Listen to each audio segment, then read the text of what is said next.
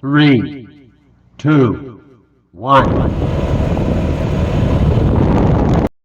ครับผม EP นี้ครับอยู่ที่บางปะกงนะครับที่บางค้าครับเช่าเรือลงกันครับสมาชิกมี4คนครับรวมผมนะครับลงเรือเดี๋ยวมาดูกันครับว่าเราจะได้กุ้งกันไหมวันนี้ครับพี่เลวันนี้ต้องแก้มือหน่อยนะครับโอเค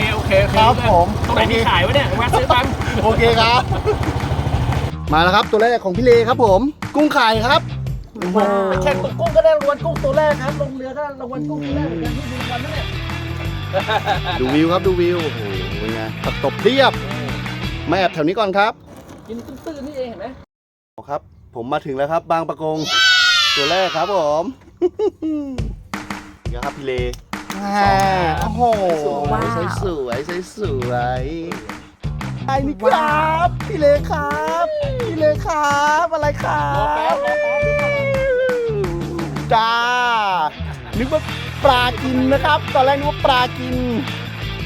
โอ้นะแฟงครับเป็นไงครับ วุ่นวายหมดแล้วเว้ย โอ้โหสวยๆครับสูงก่อนครับแหมท้ายเรือเราครับแหมเอาเรื่องเหมือนกันนะครับ ร้อน ฝีมือครับโอ้ครับผม เรือโดนอีกแล้วครับกุ้งไข่หมานจริงๆครับทักทายด้วยเป็นไงเอาหลังเรือโดนอีกแล้วโอ้โหไอ้ไข่อีกแล้วครับไอ้ไข่ คุมนั้นจริงๆนะไอ้ไข่ไอ้นี่ไอ้ไข่ โอ้โห ภาคใต้หรือเปล่าไม่ใช่ หลุมอยู่ตรงนั้นจริงๆครับผม ครับหมายถึงกุ้งหรือผม มาอีกแล้วครับช็อตนี้พี่เล ไซส์เดิมหมดเลยเนี่ยคอกเดียวกันไหมเนี่ย ว้าว พี่ยอมครับ ทั้งสองแบบเลยนะ มาแล้วครับโอ้โหพี่เลก็มาครับโอ้โหยกกันใหญ่เลยครับรอดแฮวกันทุกคนแล้วนะครับผม พี่แฟงไปแล้วนะ ครับ วันนี้เจอทีมงานนักรบครับผมโอเคครับ เดี๋ยวเรือเข้าผักตบครับเดี๋ยวเกียร์เรือก่อน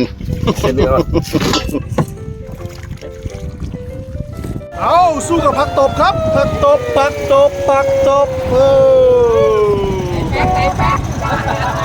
เอาเรื่องพี่ยามโพไซดอนก็มานะครับผม ได้แล้วมา บางปะกงพี่ยามโพไซดอน ตัดผมแล้วโอเคเดี๋ยวเจอวัดสามเข้าไปเลย หลังจากแหวกผักตกมาพักใหญ่สู้ชีวิตก็ประสบความสำเร็จครับได้ตัวครับนู่นดูลุงเขาแหวกอยู่นะครับโอ้โหผักตกปิดไปหมดหาหมายากมากเหมือนโดนขังครับผมสวยแล้วครับผมมาดูครับน้าออมได้ตัวใหญ่ครับโอ้นี่ครับบึ้มบึ้มเลยครับผมตรงไหนครับตรงนี้ครับ ไม่ดูเลยไม่เลยเอาไป โอ้ขอบปูนเลยครับตรงนี้ครับน้าออมได้ เชียว โอ้โหมาเว้ย น้องตัวเล็กเกินระวังตำนะพี่ โอ้น้าออมมายังไม่ทันเก็บตัวนั้นเลยครับ ว้าว กินอีกแล้วน่าจะเป็นคู่กันเลยครับผู้เมียครับผม ไม่เชื่อครับเอามาใกล้ๆเอามาใกล้กันครับผมไม่เชื่อครับเดี๋ยวสิ ซูมกันแล้วครับโอ้โหเอาเรื่องสนุกครับหมายนี้ครับ ขอบปูนยามพี่เลครับหิวจัดครับดูครับ เดี๋ยวซูมให้ดูโอ้โหมันหิวครับดูนี่ครับมันหิวโอ้โห ว้าว ฟุกมาได้ไงครับเนี่ยโอ้โหเอาเรื่อง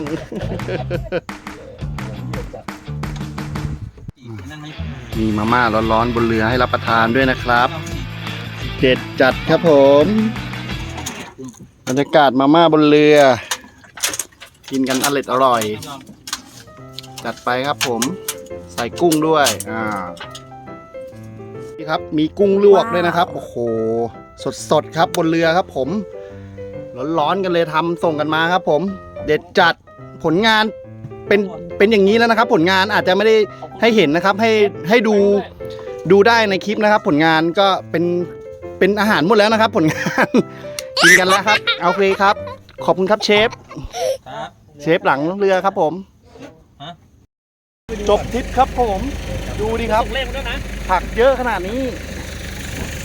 พอแล้วครับกลับบ้านก่อนครับสู้แค่นี้ครับผมจอนเมืองเย้